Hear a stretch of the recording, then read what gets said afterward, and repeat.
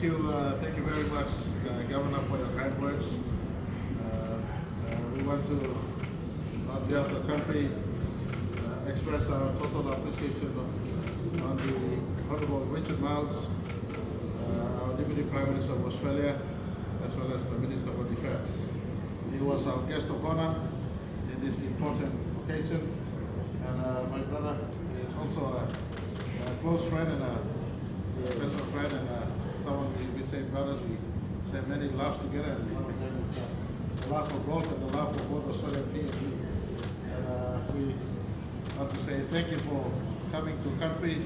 Once again, the first time he came to PNG was 1984.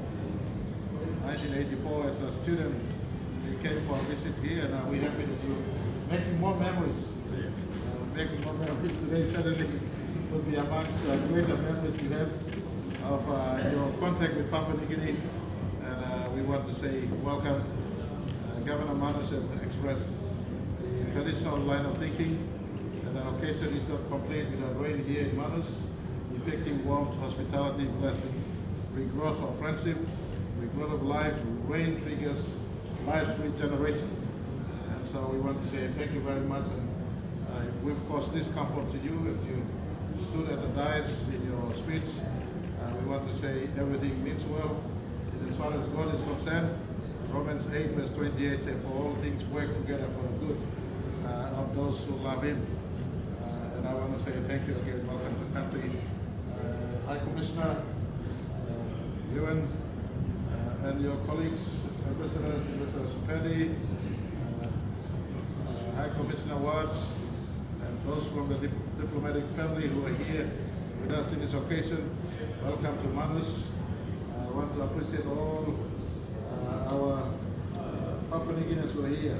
Our Speaker of the House, Speaker of Parliament, the Honourable Joe Pomat, Chief Secretary of State, Manusian, Ambassador Ivan Pomalio, as well as all of you who are here from Waigani, and my two ministers, Minister Billy Joseph, Minister and those who've come in here. Today is just another walk together for Australia and Papua New Guinea. Nonetheless, quite an expensive walk together. The Australian taxpayers have parted with $500 million in this investment here in Lombrum. And I want every Papua New Guinean in the House to join me in saying thank you by your way.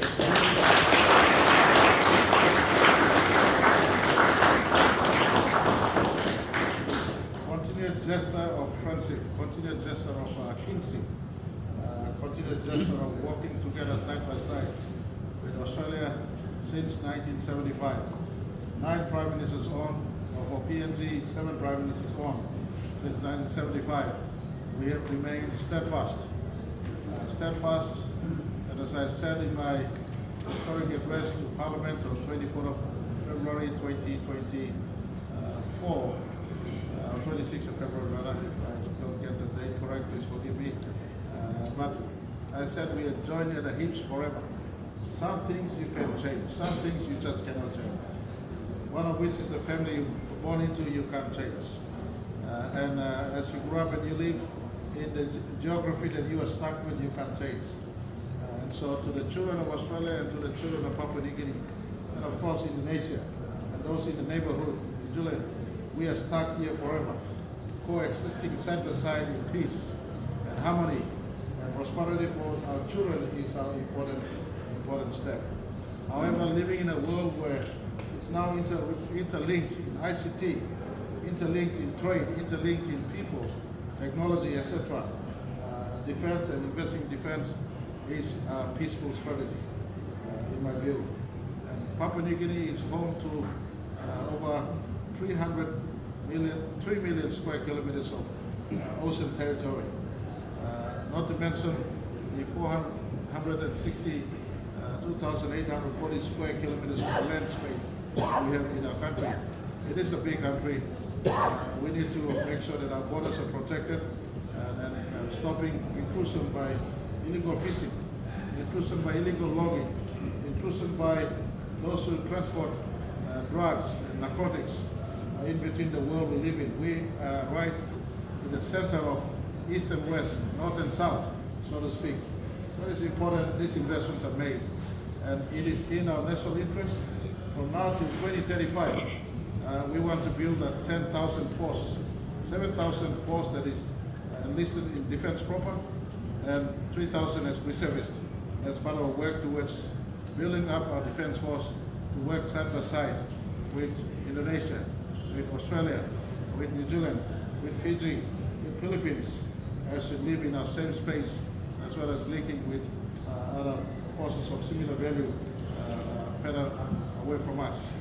And so in that context, I work to firstly restore and rehabilitate the assets we have, and make sure the assets we have the capacity to police and monitor our immediate precinct.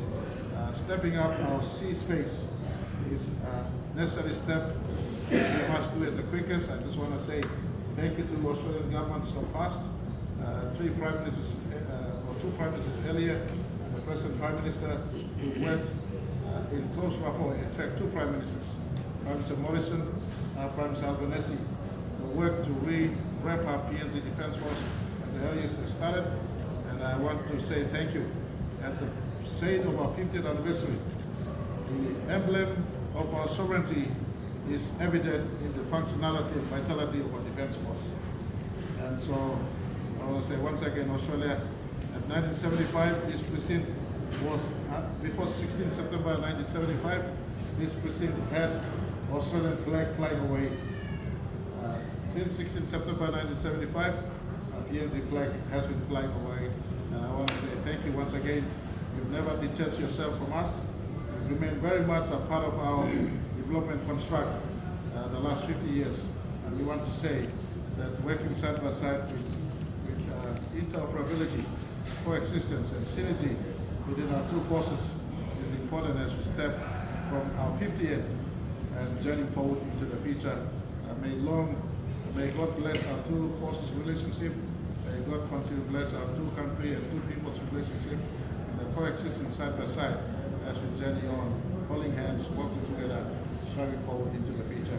And once again, Dora, I do apologize for the rain, but it gives special dimension to the memory you will have as you play your important role in the construct of policies in Canberra, as well as for myself as I work to construct the policies in Magani. Together, these two policies can venture into fruition that benefits our two people as we journey on into the future. Thank you so much, Brother Richard. And I want to say, please, say one or two things. I know the reason why the rain came is that you freeze from where you were. You can come on here and start a conversation. A meal would not be complete. The chief guest said something kindly, and the rain commemorates the work of our navies out in open sea as they continue to defend our shared ocean spaces. It is symbolic that you live with the memory of this rainy moment, and we can go back to Australia and continue to be an advocate of our two nations relationship. Brother, please address the media in a short moment, and again, as I conclude, if it is not clear, thank you to the Australian taxpayers. We sincerely appreciate and wanted intervention. To Papua New Guineans, this is $500 million worth of investment in Lombrum. I want to say on behalf of the Manusians, both Papua New Guinea government and Australia government also must have affinity to Manus. In 2013, we brought the asylum seekers unbeknown to them into Manus, and the Deputy Prime Minister has informed me that he is also looking at another program into the future. The High Commission and the Australian government has a soft spot for Manus. They have in consideration some more intervention they will do for Manus in time. And their cabinet has not spoken on this. I have no right to speak on this matter. Thank you very much for your soft spot for Manus.